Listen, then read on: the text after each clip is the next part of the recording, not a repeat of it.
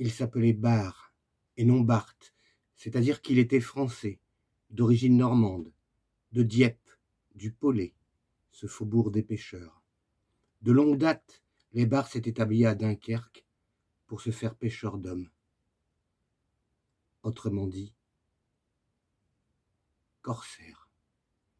Les Hollandais faisaient tant de cas de ces Dunkerquois qu'ils n'en prenaient pas un sans le faire pendre. Mais on n'en prenait guère. Il se faisait sauter. Ainsi fit Jacobsen, grand-oncle de Jean Bart, nommé le renard de la mer. Il y avait dans ces familles, où l'on ne savait lire, une science étonnante. Le détroit et la Manche, la mer du Nord, ils savaient tout cela de tradition dans les plus terribles détails. Ils connaissaient les bancs à toutes les profondeurs, les courants, les marées, savaient les jours, les heures, les passes très précises où l'on pouvait parfois voguer sur un écueil. Ils passaient par des lieux, des temps et des tempêtes où personne n'aurait su le faire. Ils faisaient des choses insensées, du moins qui semblent telles, mais qui réussissaient. La mer, dans cette intimité qu'ils avaient avec elle, leur permettait de hasarder ce qui eût fait périr tout autre. Le forçat protestant Marteil vit le frère de Jan Bart, un pêcheur toujours gris, sauver ainsi la flotte des galères qu'on avait si imprudemment mise dans l'océan. Par un horrible temps, où l'on ne ramait plus, ce Bart osa tendre les voiles. Par un revirement terrible mais sauveur, la flotte tourbillonne. On se croyait perdu. On était au quai de Dunkerque. Ces braves gens faisaient un peu de tout, de la pêche, de la contrebande, pour se délasser de la course. Ainsi, jadis, nos flibustiers avaient varié leurs industries. Ce qu'ils firent à l'Espagne, les Dunkerquois le firent à la Hollande. Jan Bart a quelques traits plus nobles de Montbard, l'exterminateur. Son début fut la contrebande. De 12 à 16 ans, il la fit à l'école la plus cruelle, sous un certain Picard, fameux pour sa véracité. Mais il avait l'ambition de servir un bien autre chef. Il alla se donner au grand Ruyter, jusqu'à 21 ans.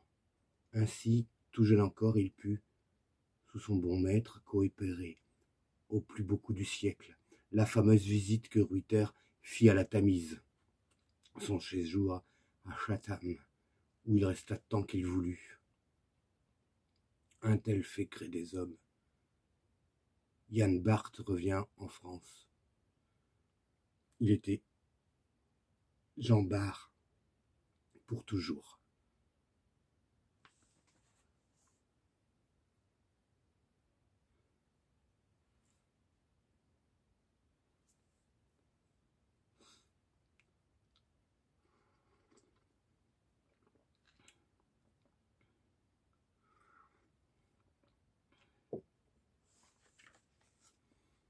C'était un grand garçon blond, de beau teint, avec des yeux bleus, une physionomie heureuse.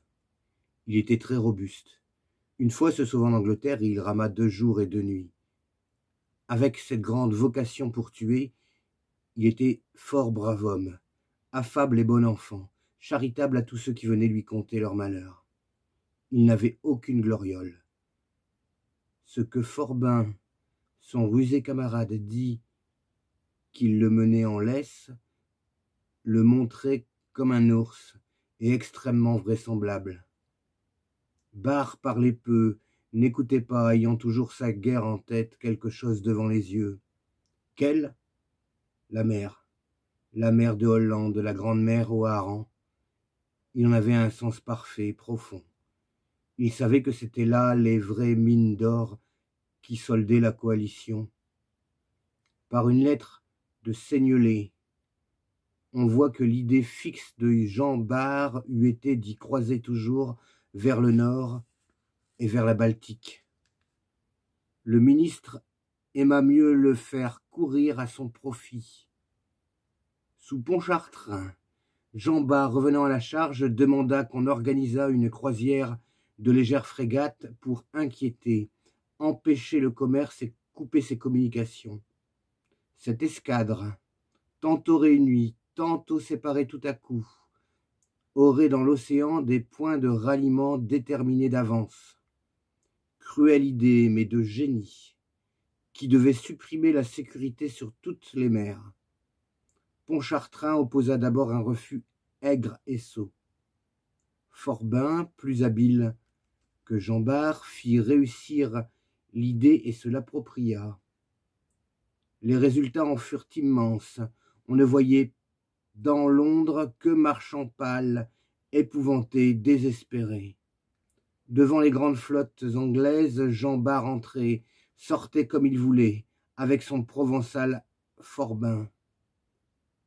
La gaieté de Ruyter, voyez son portrait au Louvre, était dans ces deux hommes, dans leur redouté bâtiment.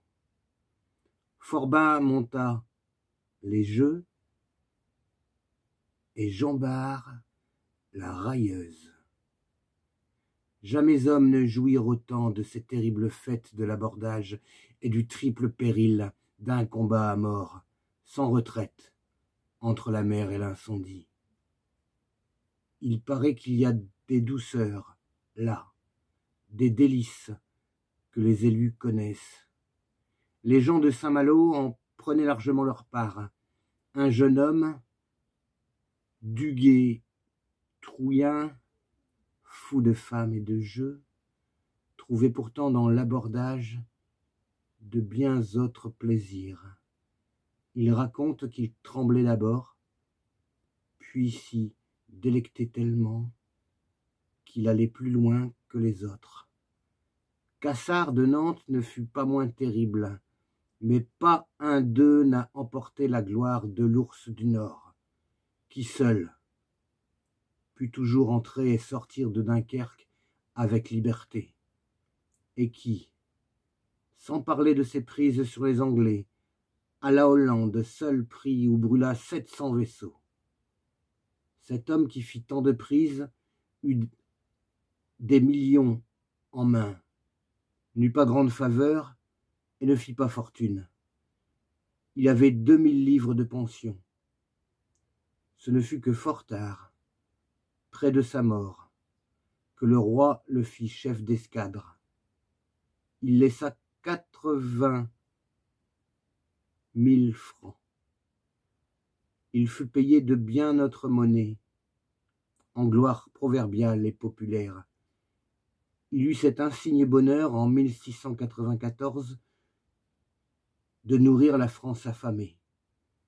Il prit un grand convoi qui fit tomber le boisseau de blé de 30 francs à 3.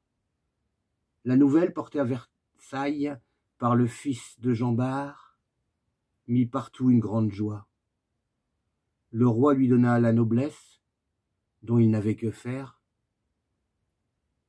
mieux avisée, une femme charmante, qui, dans ses vices, gardait du cœur pourtant, la fille de la Vallière, princesse de Conti, pour porter à son père, lui remit une fleur. Louis XIV et le duc de Bourgogne, chapitre 7, Histoire de France, Claude Michelet.